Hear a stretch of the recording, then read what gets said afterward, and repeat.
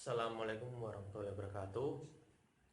Pada perkuliahan hari ini saya akan menjelaskan tentang materi pembongkaran dan perbaikan mesin, di mana mata kuliah pembongkaran dan perbaikan mesin ini ada tentang gambaran umum prinsip kerja mesin bensin, konsep dasar konstruksi mesin bensin, prinsip kerja motor bakar, komponen mesin, pengukuran komponen mesin, sistem pompa oli dan tekanan sistem pelumasan, dan yang terakhir adalah sistem pendingin dan sistem bahan bakar.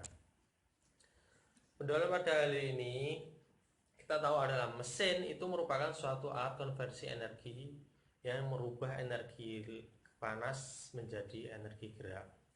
Di kendaraan bermotor, sumber utama tenaga geraknya berasal dari mesin. Tenaga gerak dari mesin ini nantinya akan disalurkan ke sistem penggerak kendaraan tersebut dengan mekanisme sistem pemindah daya. Berdasarkan letak pembakarannya, tipe mesin dibagi menjadi dua, yaitu internal combustion engine atau mesin pembakaran dalam. Yang satunya lagi adalah external combustion engine atau mesin pembakaran luar.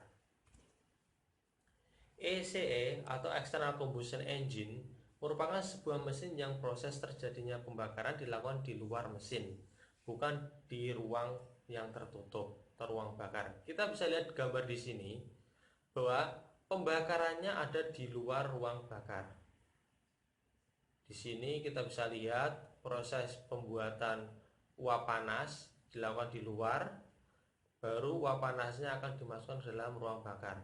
Dan ini hasil dari proses pembakaran tidak langsung dirubah menjadi tenaga gerak, melainkan memerlukan media atau komponen penghantar panas, baru kemudian akan dirubah menjadi energi gerak.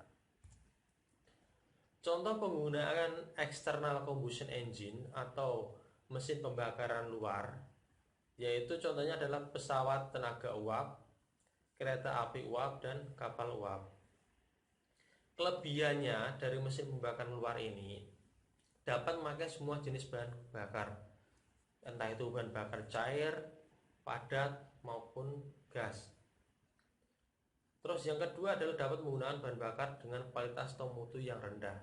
Contohnya, kenapa kok bisa dinamakan rendah? Kayu sama bensin mahal mana? Mahal bensin kan?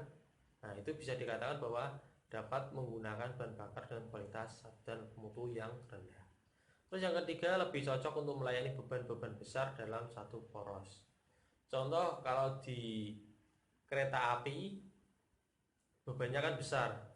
Kalau menggunakan menggunakan piston, pasti membutuhkan bahan bakar yang lebih banyak dan mungkin membutuhkan tenaga yang lebih banyak juga.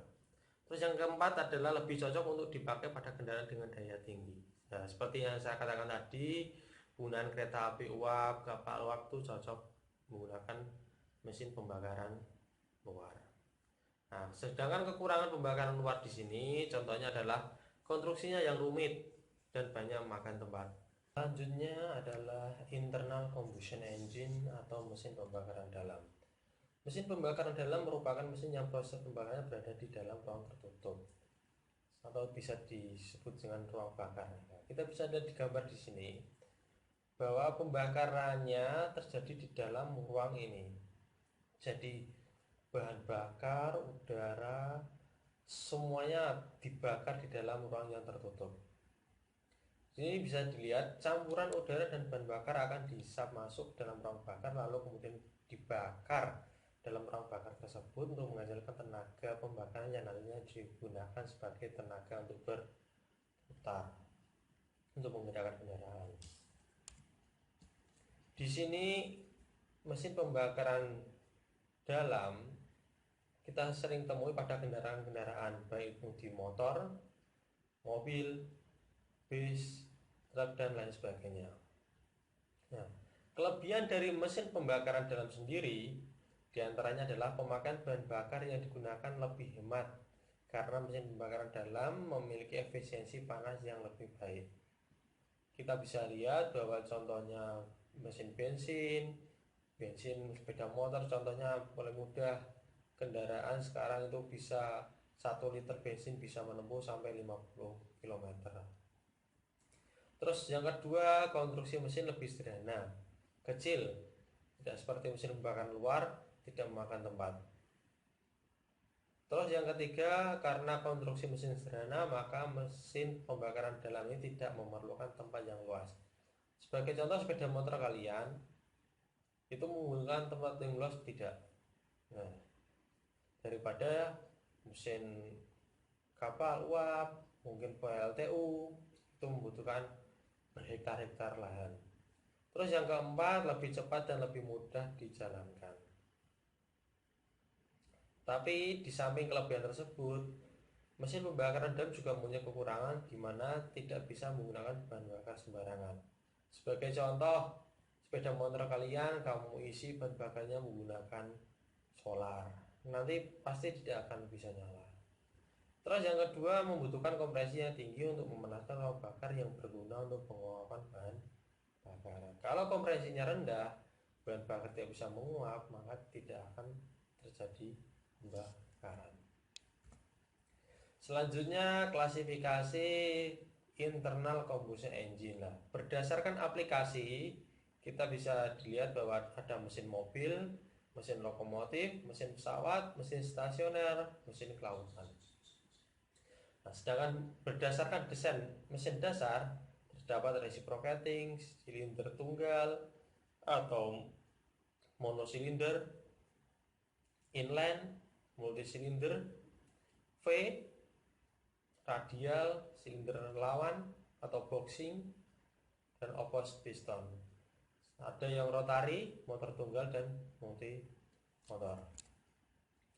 Terus yang kedua, berdasarkan siklus operasi, ada yang diesel, Atkinson, Otto, dual, Miller.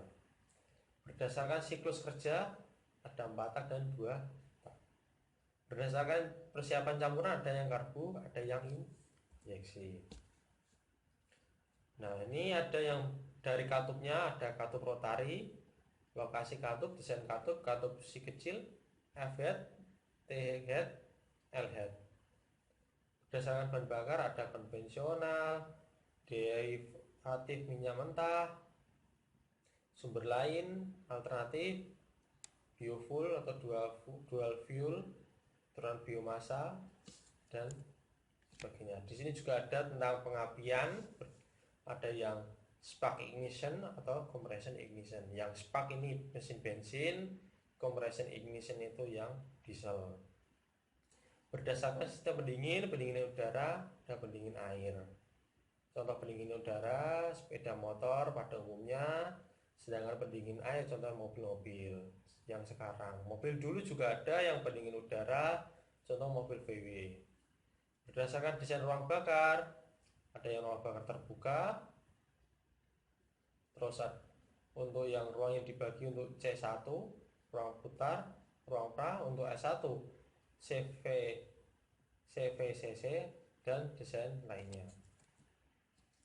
Sekarang kita masuk ke dalam bagian-bagian engine. Kalian tahu bahwa engine itu ada banyak bagian. Yang pertama, blok silinder, kepala silinder, carter, piston, connecting rod, cross angle, dan ring piston. Kalau belum tahu carter itu adalah ini, tempat oli itu dinamakan carter. Nah,